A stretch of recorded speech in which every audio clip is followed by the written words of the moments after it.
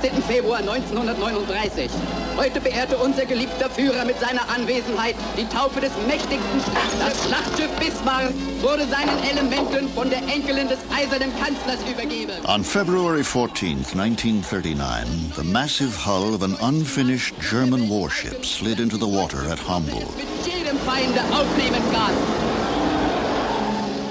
For the Nazi Party, it was a day to celebrate the country's resurgent military power, a moment to be savored by the Führer himself.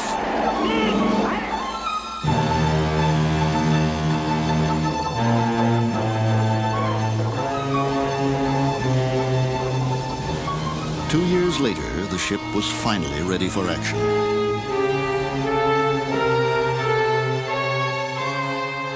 When she left port in the spring of 1941, she was widely regarded as the most elegant and the most dangerous battleship ever built. She would never return. Her name was the Bismarck, and she was about to become a legend.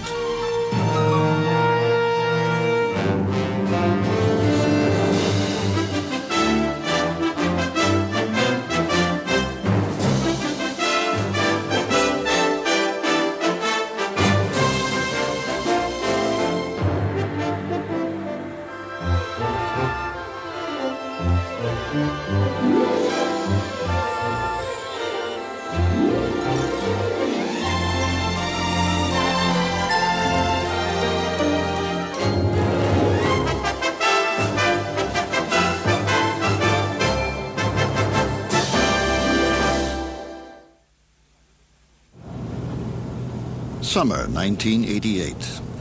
A converted trawler named Starella leaves Spain, bound for the North Atlantic, where the Bismarck sank nearly half a century ago. The story of what happened to the battleship during her brief moment on the world stage has captured the imagination of almost everyone who's heard it, including Bob Ballard, the man who found the Titanic. Now he's looking for the Bismarck. Come around to 153. 153. Ready, man? I knew the story of the Bismarck as a child. It was an elegant ship, a warship. It was very much like the Titanic in the sense it was on a maiden voyage. It had such a short life and a very exciting and violent life. I mean, it was alive for less than 2 weeks at sea. It's an exciting story. To find it gives you the opportunity to retell it to a new generation of people. Even before the search begins, Ballard is feeling the pressure. Well, if I don't find it, I'll be disappointed, obviously. So will a lot of other people. But it was sort of interesting on this one. When I did the Titanic, no one believed I would find it. Now no one believes I won't find the Bismarck, and I don't think I preferred when they didn't think I would find it. If the Bismarck is as elusive today as she was half a century ago, Ballard has his work cut out for him. 1941, Monday, May 19th. The Bismarck leaves German waters on her first mission. What her commanders hope will be a 3-month reign of terror on British shipping in the North Atlantic.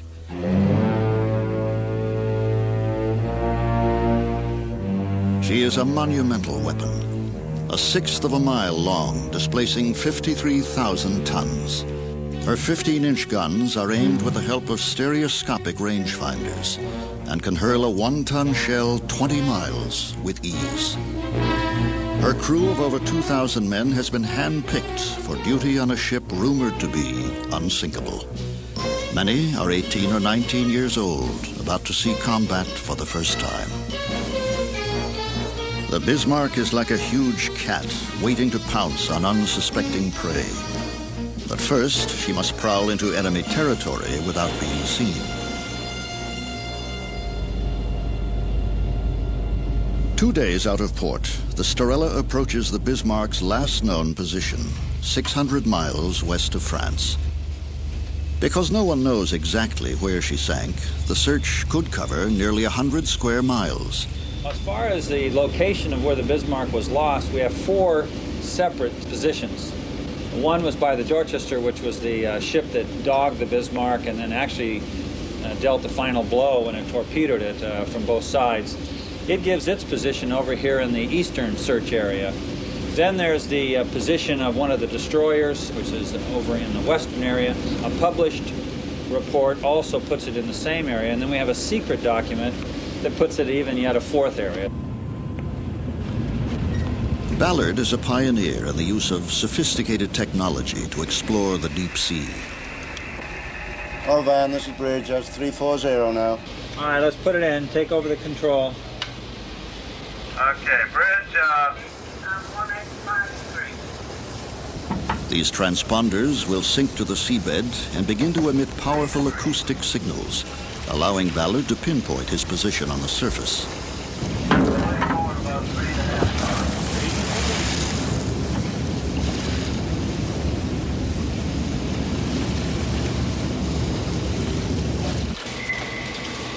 Sonar provides his first glimpse of the terrain lying 3 miles beneath the ship.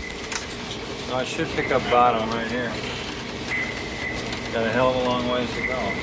Looks pretty gruesome. Looks real gruesome. I don't know, the worst is looking like it's with us. It's horrible topography, huge mountains, solid rock, hand-to-hand combat. Where we dropped the first transponder, it was nice and flat. But the second transponder went in near a mountain, and trying to get to the third, we're in solid mountains, which is just, you know, horrible. Ballard is worried that the rugged topography below will make it dangerous to maneuver Argo, an underwater sled carrying video cameras, lights, and sonar equipment. Argo is designed to photograph the bottom while skimming just above the pitch-dark seabed at the end of miles of cable. My biggest fear is losing the vehicle, because that's the biggest fear you got. It's hanging up on a cliff and cutting your cable, and then losing it. I've come close before. I don't want to do that again.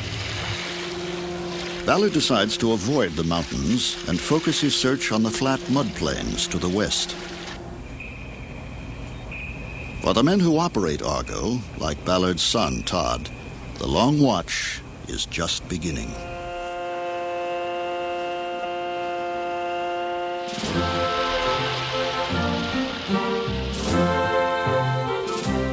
(1941), Tuesday, May 20th. The Bismarck steams north and west through Danish waters. With her is a heavy cruiser, the Prince Eugen. For the men aboard the Bismarck, the times couldn't be better. The war in Europe is nearly 2 years old, and Germany still hasn't suffered a significant military defeat. Hitler's troops occupy most of Europe. The German Luftwaffe is carrying out bombing raids against Britain, which stands alone against the Nazi advance. Only England and her legendary sea power stands between Germany and victory. But even the Royal Navy has never done battle with a ship quite like the Bismarck. And the idea was that the Bismarck would break out into the Atlantic with the cruiser Prince Eugen, and she would spend a 3-month cruise going up and down the Atlantic, sinking all the ships, bringing from America the food, the petrol, the ammunition that was keeping us going, keeping the war going.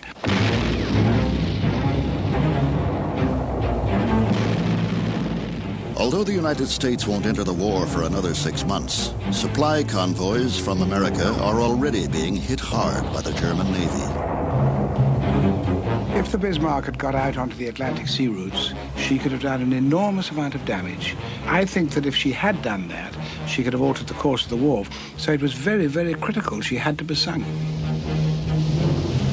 But first, she has to be found. As far as British intelligence knows, the Bismarck is still safely in German waters, finishing her sea trials.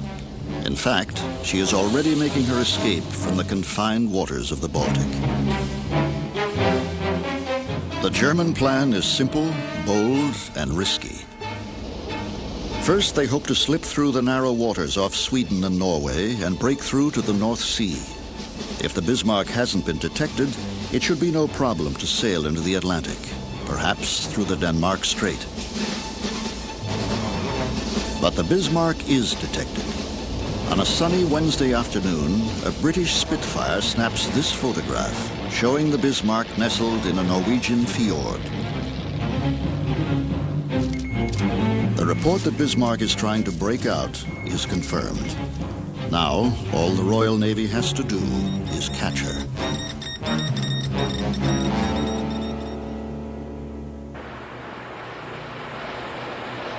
Summer 1988. Aboard the Starella, only 2 days have passed since the hunt for Bismarck began, and already Ballard believes he's picked up the scent. Argo is sending back images of a debris trail left by a sinking ship. That trail should lead Ballard to the wreck. Coming in.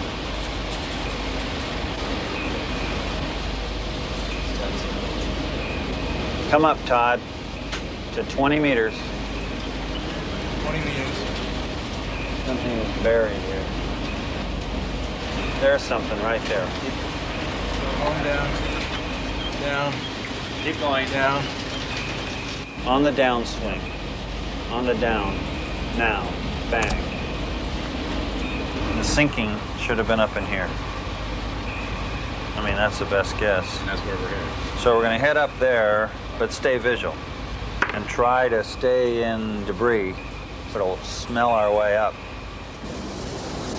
For the next 3 days, Ballard follows the meandering trail of wood and metal. On the 4th day, Argo finds something larger. Got a good object coming. Look at that brightness of that sucker. Wow, that's awesome. Whatever it is, it's a big thing. Hold on this altitude. Should be coming right Well, up what's to the this? target. Look at this. This is what we've come for. Look at that strike. There's some hull section right here. All right, down to about 7 meters.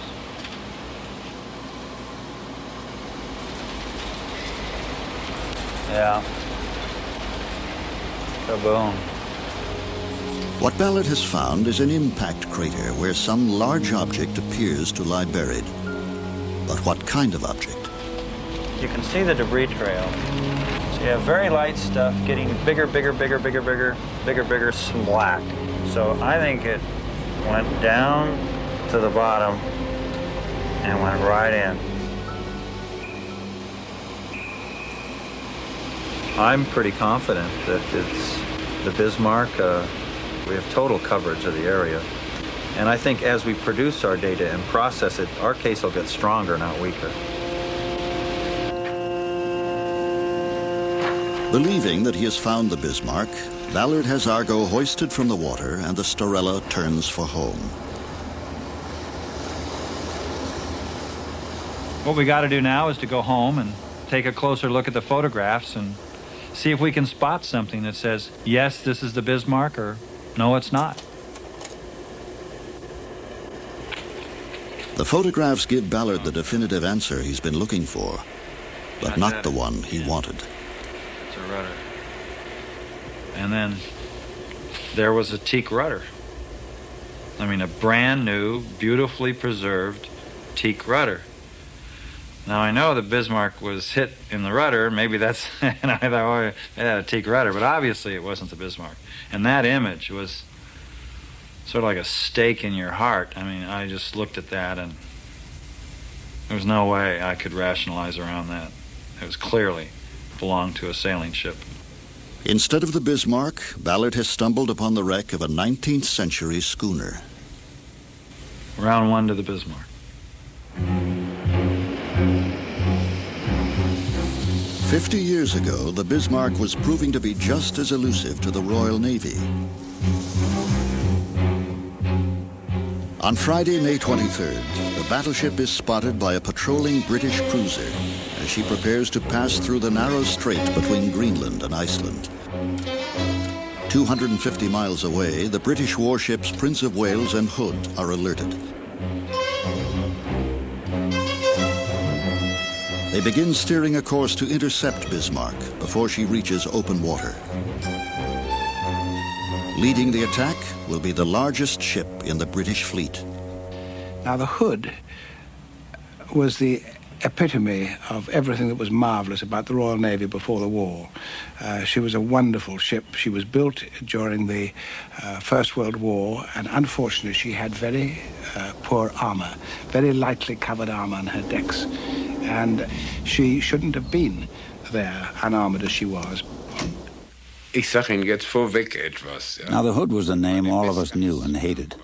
Our commanders tried to scare us with the name when we were on maneuvers. In every exercise, they'd say, "Our ship is in a battle with the battleship Hood." Sich im Gefecht mit Schlachtkreuzer Hood.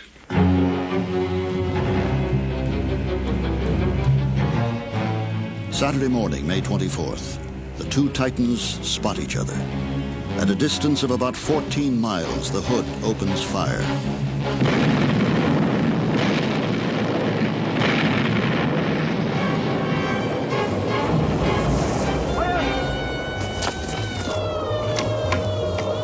Bismarck responds with a series of salvos.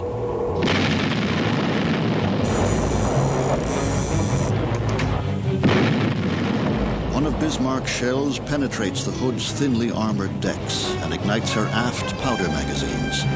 The resulting firestorm rips the Hood in half. All I saw was a gigantic sheet of flame which shot round the front of the compass platform. And the ship started to list to starboard. We were all thrown off our feet. There was no order given to abandon ship. It wasn't necessary. The news spread immediately and was passed on to everybody in the ship, however deep, somewhere posted inside the ship, and the jubilation was almost indescribable, and it was difficult to get the men really back to their stations because of all that elation. I managed to get on one of these rafts, and I turned and looked round again, and she'd gone, and there was a fire on the water where she'd been. And I say the water was about 5 inches thick with oil, and again I panicked. I turned and swam away again as fast as I could. And when I looked round again, the fire had gone out. And over on the other side were the other two. There was no one else came up, just the three of us. In less than 10 minutes of battle, the Hood is gone. Only 3 men from a crew of 1,400 survive. When this news was received in England, it was received with the greatest shock. It was as much of a shock to us in England as Pearl Harbor was to America. We couldn't believe that a ship which epitomized the Royal Navy and all our successes in the past could end within a few minutes, could end her life. And people said, well, what next? I mean, if the Bismarck can sink the Hood in 6 minutes, what else can she do? Summer 1989.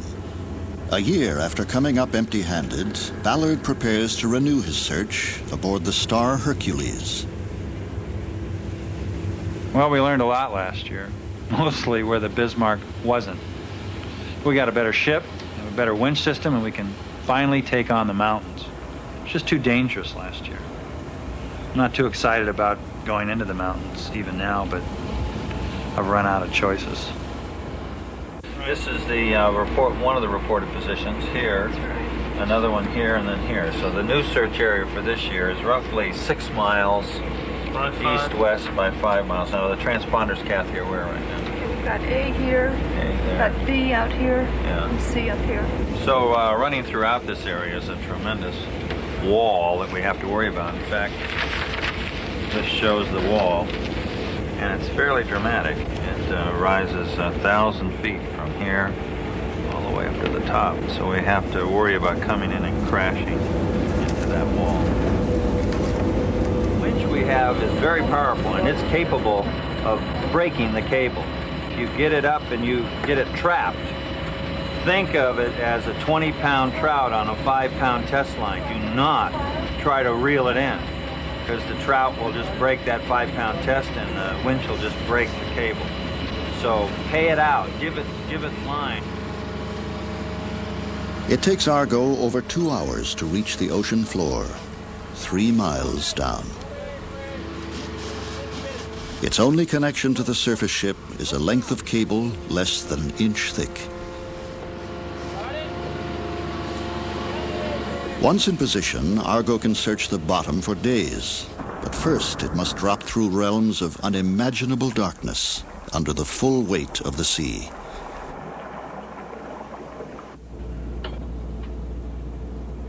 Although the sled performs flawlessly, the first week ends without Ballard finding any trace of the Bismarck.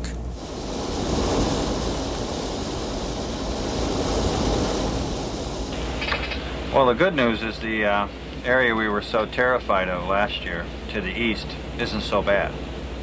The bad news is we haven't found it. We've covered over 40 miles now along the bottom in an area of 30 square miles. And we haven't picked up anything other than mud and rocks.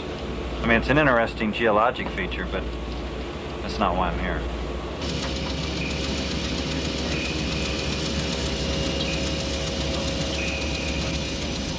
You guys are really milking this one, huh? Once you guys find this thing. Nothing yet.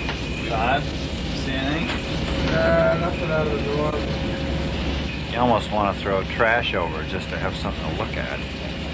Anything's more fruitful than this. This is boring. Oh, mud watching?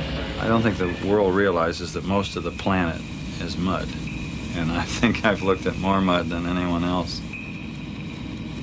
Yeah, I think that's the worst part of any search, is just the boredom and hours and hours and hours of mud. And that's what I'm worried about, is fatigue setting in and people just going right by it and not seeing it.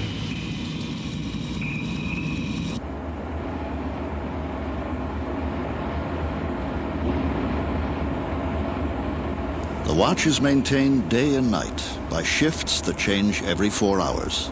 So far, there's been nothing of interest to report. Ready for some mud crawling? Good, well, we saw nothing. Right, you want to be 200 meters south. South of that position, okay. Which is going to be... Relieve you. I'm relieved. Thank you. Have fun.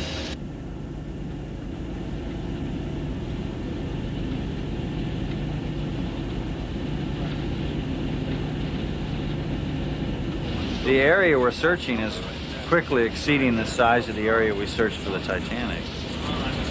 So they were really evidently very busy shooting at one another and not very busy at being navigators, because the positions that have been issued so far, there's nothing there.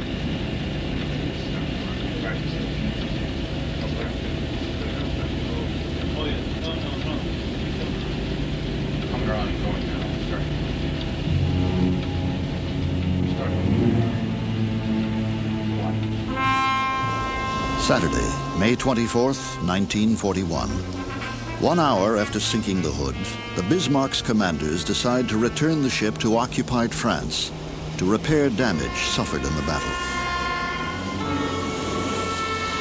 But Bismarck is being shadowed by 3 British warships, while another battle group moves into position for an ambush.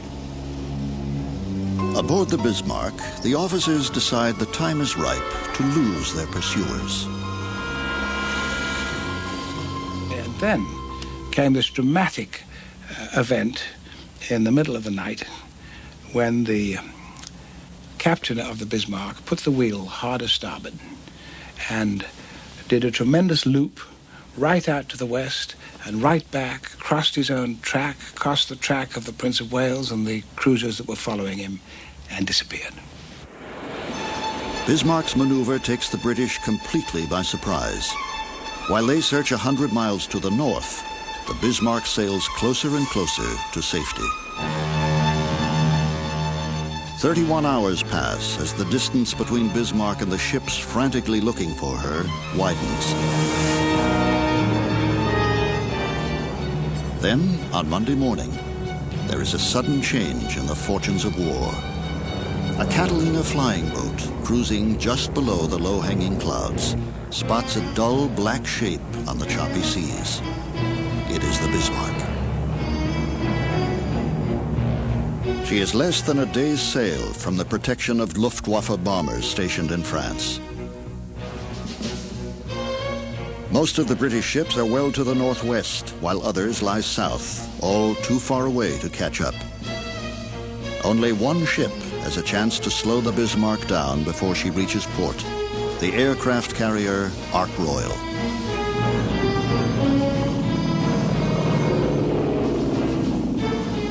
But the Ark Royal is less than an ideal weapon to pit against the Bismarck.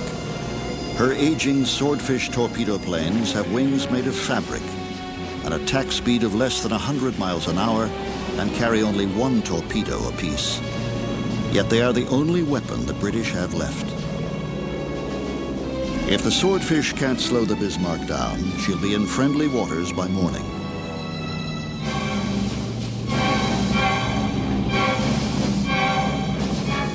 With night closing in, the tiny swordfish race across the darkening skies. At 8:53 p.m., they spot the Bismarck and attack. Da kamen sie gegen Abend. They came in the evening, in the twilight. Sind sie angekommen. The sea was rough when we opened fire. We shot and shot, but what good did it do? We fired so much our gun barrels had to be cooled down. So viel rausgeschossen, dass die Rohre gekühlt werden mussten. One of the swordfish torpedoes hits Bismarck amidships, causing minor damage. But another strikes the battleship in the only place she is vulnerable, her rudders. Bismarck's steering gear jams. Now she can only move in one direction, northwest, directly toward the onrushing British fleet. And we couldn't understand it when we got a signal from the Ark Royal and the Sheffield saying course of Bismarck is now due north, when up to that point it had been due south, or at least southeast. And we thought they made a mistake. It's very easy when you see a ship in the distance in the haze. It's awfully uncertain whether it's going from left to right or right to left. And we thought, oh, they made a mistake, silly old thing. They should know better than that. And then when it was repeated 2 or 3 times, we suddenly realized that the Bismarck had been delivered into our hands. Summer 1989. The Star Hercules has been crisscrossing the seabed for over 200 hours without finding a trace of wreckage. On the 9th day of the hunt, that begins to change. Yeah, there's something nearby. No, it's just, this whole area is like someone really disrupted it. I mean, it's flat. We're just getting little snippets. There's some little stuff. Forward. Oops, look at that. Look at that right there. Forward. That's obviously man-made, no doubt about that. Light stuff.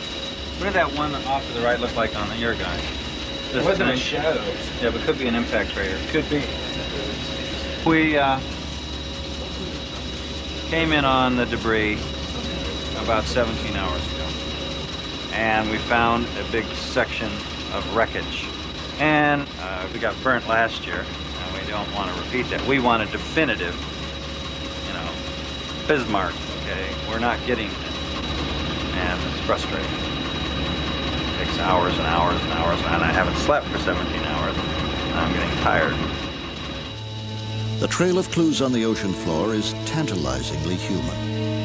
A boot, a lantern torn from a sinking ship. But was it the Bismarck?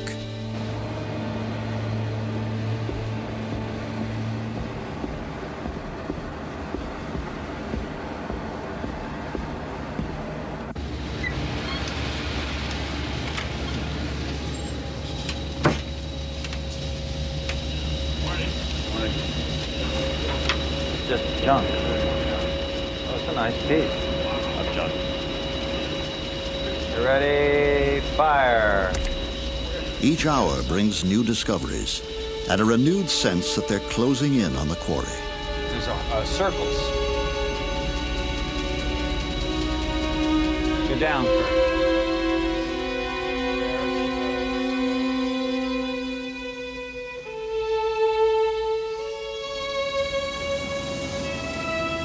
Yet nothing they have found can positively be linked to the Bismarck until just before midnight. when Argo passes over what appears to be part of a turret that once housed Bismarck's 15-inch guns. Here, there, back up. No, back, reverse it. Back. Right there. All right, now, run. That's just the long. That's it, you got it. Close. They didn't have those on 18th century sailing ships. No, they did not have those on 18th century ships. They didn't. No. Do you know what the name of the... Just like the boiler. The cylinder, first thing we saw, that was decisive. A fingerprint of the ship. That was decisive. Ballard knows he's getting closer, but he's not there yet. We haven't found the ship. I don't think it was buried. I don't think it slid down that hill. I don't think it's there. I think it's somewhere else, but nearby. And here's more debris coming in. And it's that debris. The debris trail is going to lead us to the ship. We just have to pick up the scent again. Tuesday, May 27th, between midnight and dawn. Over a dozen British warships close on the crippled Bismarck, waiting for first light to deliver the final blow. They know their quarry is wounded, but no one can guess how badly. At about midnight or shortly after, the conclusion had to be drawn. It was impossible to do a useful repair, and it was just given up, and next morning had to be awaited. Wir haben beim Geschütz unsere Mahlzeiten eingenommen. We ate our meals at our guns. There was no more warm food, just bread with something on it. And once we had boiled potatoes. And we stayed at our guns the whole time. Und so weiter. Und dann, man hat sich eben nur am Geschütz aufgehalten. And this was perhaps the most difficult, the most dreadful part of the entire operation, as far as I remember. The certainty, you could not escape anymore, you couldn't do anything, and you could probably not do anything equal up to the battle that would be shaping up next morning. It was like a sentence of death. Tuesday, May 27th. 2 hours after sunrise, the Rodney and King George V finally spot the Bismarck emerging from a rain squall. Battle stations are called. At 8:47 a.m., the British warships open fire.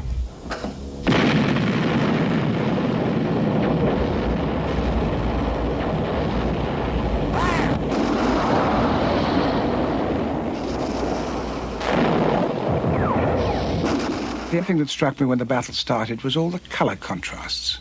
The Bismarck was black, the British ships were gray, the seas were green with the wind creaming the tops, sort of creamy tops. There was the brown of the cordite. When the guns fired on both sides, there was these brown puffs of cordite smoke. And then there was the flash, the orange flash of the guns. And then these enormous shell splashes, high as houses, white as shrouds. And it was majestic. It was a majestic scene. It was an awesome scene. And I can see it today as clearly as I saw it then. For 1 full hour, the relentless British salvos continued. She'd had a lot of damage on the forecastle forward of A-tight. And every time she plunged in the sea, the plates on her port bow, extending over a large area, were red hot as she came out, and then when she went into the sea, as a cloud of steam. Und wie das da aussah, mir ist beinahe schlecht geworden, wie ich das gesehen habe, ja. Berge von Toten. What I saw made me sick. There were mountains of dead people, in pieces. There was one crazy man still at his gun, still firing. An einer Flakkanone, da schoss noch einer. Ammunition was exploding. The entire upper deck was on fire. It looked like a heap of rubble.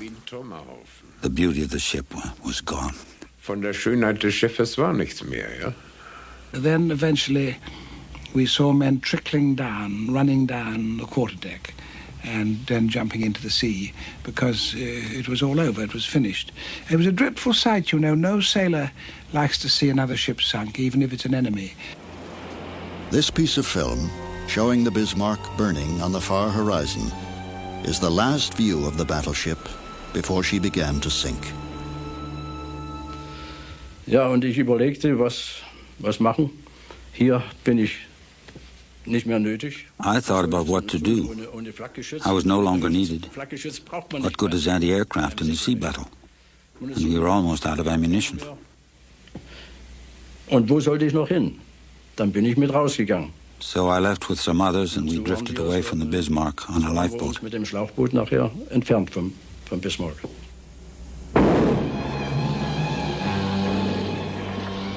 The Admiral decided the only way to sink her was to torpedo her. So we went in close and fired our torpedoes. And then we watched her sink.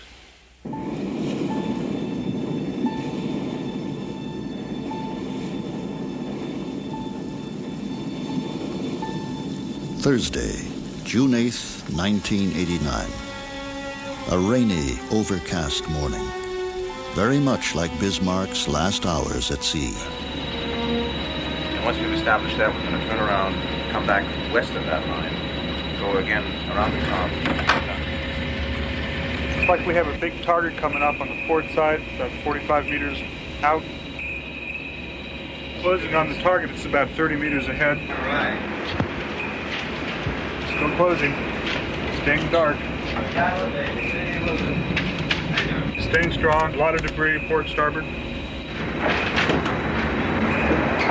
Still closing, real strong. This is a strong one, guys. This could be it. Gun ducks. Incredible. Gun ducks, right across the bridge.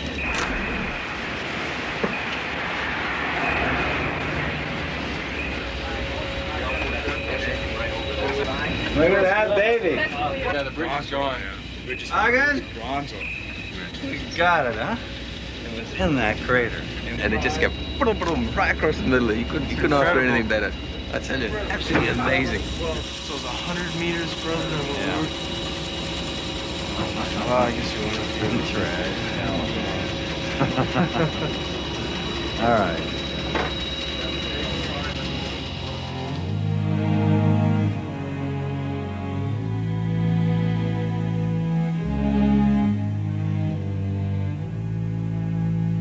Our ship was at the very spot that the Bismarck must have been, with all the rounds coming, the total chaos and confusion, splashes, the impacting rounds, the explosions going off, the fire burning, just the tremendous carnage that took place. And then to realize that the ship sank, and then there were all these people in the water around you. You could almost see them swimming in this churning sea full of oil, and I relate to that as a seaman. How awful that would be.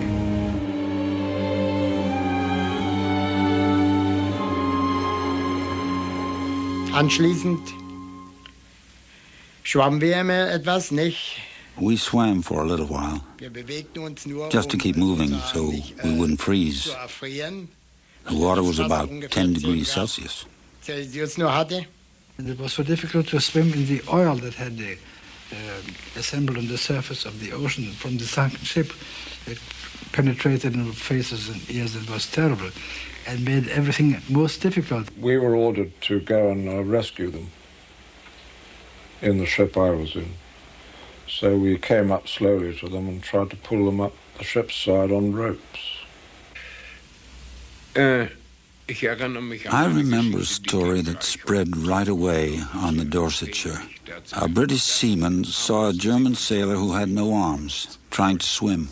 So he climbed down into the sea and fastened a rope around the man's body. I reached one of the ropes to help them pull this survivor up, and then we noticed that he had both his arms shot off and was holding the rope with his teeth. And he fell off just as we got him to the upper deck. And I went over the side to tie a bowline around him, so I did that. Then I lost him. For those of us on the Dorsetshire, the name Joe Brooks means something. Our government should give that man a medal for humaneness.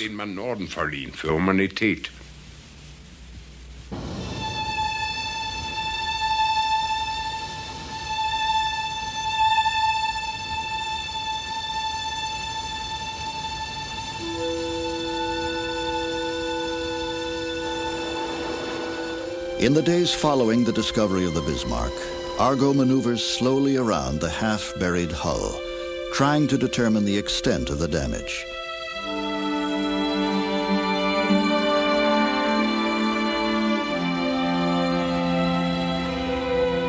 Well, I think any time you retell a story, particularly World War II, people learn from it. I mean, the futileness of it, the stupidity of it, the wastefulness of it. I think we need to be reminded of that.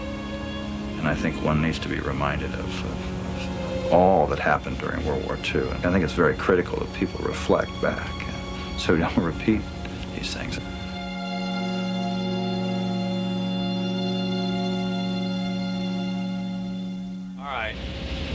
All right, Martin, sequence through. Okay, what's it? Stop, what's that? Looks like all right, down, look. It's a swastika, look at it. Is it a swastika? It's a cross. A cross? No, it's not a cross. Oh, you can see the lower, lower leg. That's a swastika. It's a swastika. It's a swastika, yeah. Part of it's covered up by the sediment, and the other part is chopped off. All right, down, look. Möge sie begleiten der einzigen Handlungen, auf den glückhaften Fahrten zufrieden.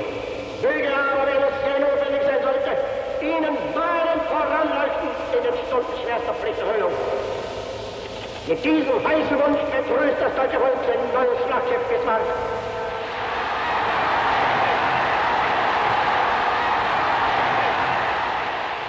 Now the ship that Hitler called this majestic giant of the sea can only be glimpsed in fragments. A ghostly section of the bow with decks of polished teak.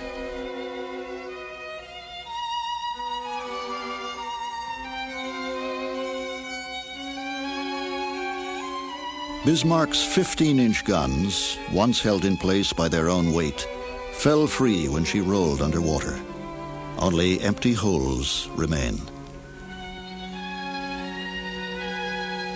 Across one of the 4 turret holes, a crane lies toppled.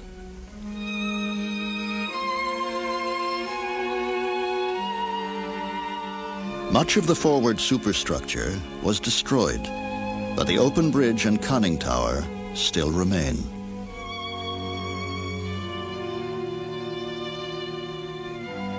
A moment's glory, then 50 years of darkness.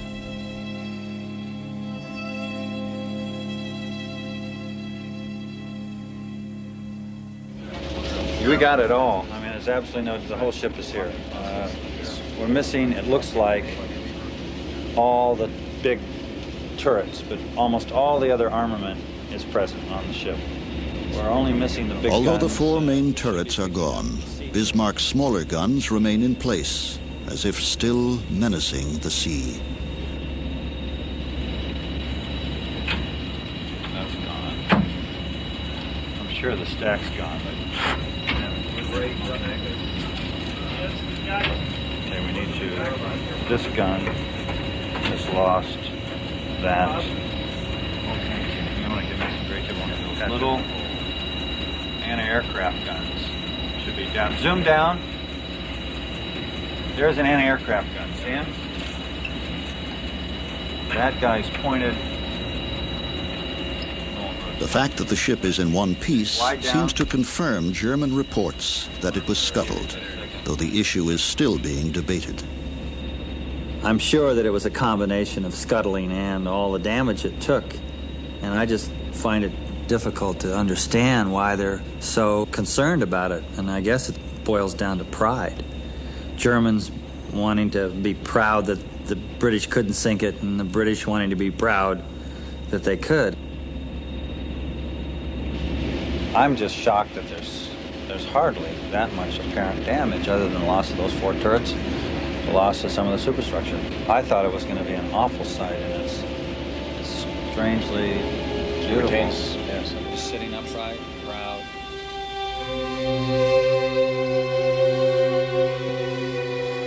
The Bismarck survivors have been in the water over an hour when the British cruiser Dorsetshire arrives to pull them from the sea. The rescue effort has hardly begun when the Dorsetshires captain gets a report that a German U-boat has been spotted. In an action that remains controversial to this day, he orders a retreat. The question runs through my head all the time. Why did Captain Martin stop the rescue while so many hundreds of men were still in the water? I can only interpret it as an act of revenge for what happened to the Hood, which sank with all her crew except for the 3 men who were rescued. Hardly had I been taken underneath on board the Dorsetshire that I felt by the vibrations of the ship that she had gone with utmost speed, and I had been one of the last to be rescued without ever having a notion of it so far. It was a terrible thing. The water round Dorsetshire's stern foamed and bubbled with the sudden exertion of the screws. Slowly, then faster, the ship moved ahead. Bismarck survivors who were almost on board were bundled over the guardrails onto the deck. Those halfway up the ropes found themselves trailing astern, hung on as long as they could against the forward movement of the ship, dropped off one by one. Others in the water clawed frantically at the paintwork as the sides slipped by. In Dorsetshire they heard the thin cries of hundreds of Germans who had come within an inch of rescue, had believed that their long ordeal was at last over, cries that the British sailors, no less than survivors already on board, would always remember. From the water, Bismarck's men watched appalled as the cruiser's grey sides swept past them. Believed then that tales they'd heard about the British not caring much about survivors were true after all. Presently found themselves alone in the sunshine on the empty, tossing sea. And during the day, as they floated about the Atlantic with only lifebelts between them and eternity, the cold came to their testicles and hands and feet and heads. And one by one they lost consciousness.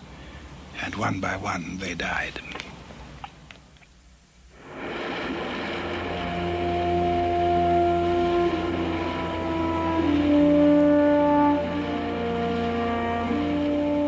One of the German sailors rescued by the Dorsetshire dies the following day and is buried at sea.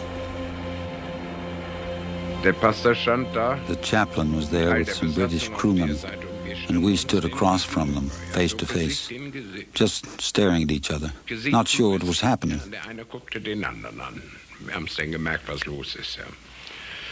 Der Kommandant hat gesprochen.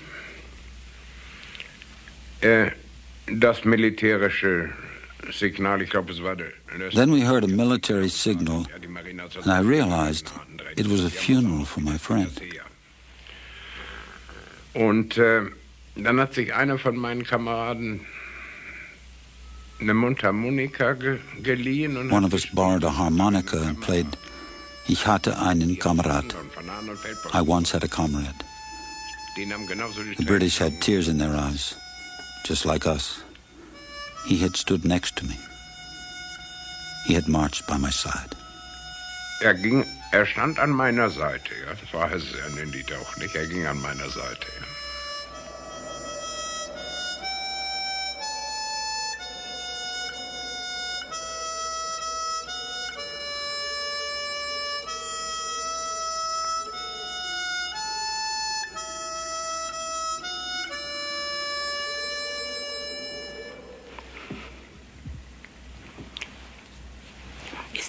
Teilweise schwierig. It is sometimes difficult.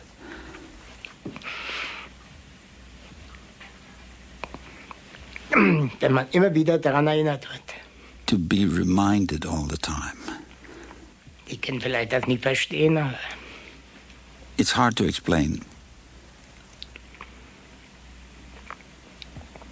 Einen Teil freut man sich und auf der anderen Seite on one hand, you're glad you survived.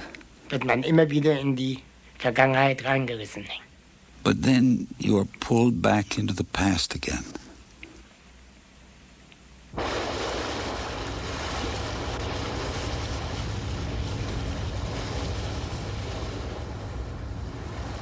It's inevitable that all great ships in the sea will be found someday. I think the key thing is, how do we treat it? I mean, what's our reaction to it? Do we treat it respectfully? Do we We not touch it, not disturb it, do it with respect. To me, the Bismarck's the war grave.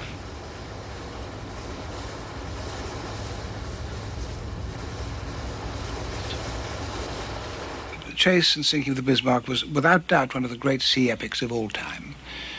And it was because of the changing fortunes of either side. There was this great, vast, huge monster come out of its lair, and then in a flash it sinks the big British monster. It disappears. We look for it. We can't find it. A little tiny aeroplane suddenly finds it, reports where it is. Another little tiny aeroplane sends a torpedo which cripples it, and then the big British ships can come up and sink it. It's an extraordinary story. I mean, and it's full of heroism, and it's full of heroism, and it's full of pride on both sides. I mean, these were wonderful ships, and the impersonality of it all. You see, we all fired at each other without seeing the enemy. We never saw the enemy at all. The only time I ever saw the enemy was when this little trickle of men ran down on the Bismarck's quarterdeck and jumped into the sea. Apart from that, I could have been firing, or we weren't firing ourselves, but the British could have been firing at castles. A sea battle is a very impersonal thing. It won't happen again. Not like that.